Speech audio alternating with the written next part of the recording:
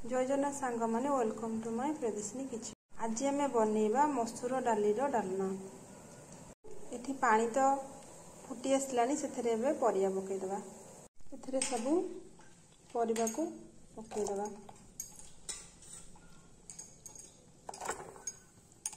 डालमा आलू बाइगण टमाटो आउ कखारू गाजर बिरी आ गोटे दुटा भेंडी पड़ी आउ मसूर डाली आउ कदली पड़ी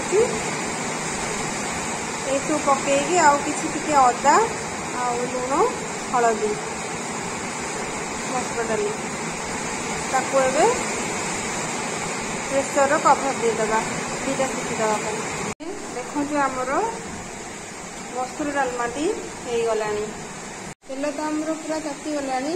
से फुटण लंका पकईदे आउ कंचा लंका चिपी रखी ताकू टे पकईदे।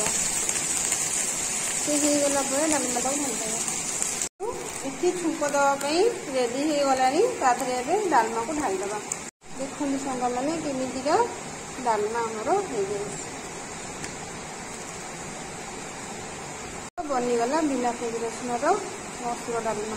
सबुतक डालमा को छुंक दे। रहुची जय जगन्नाथ।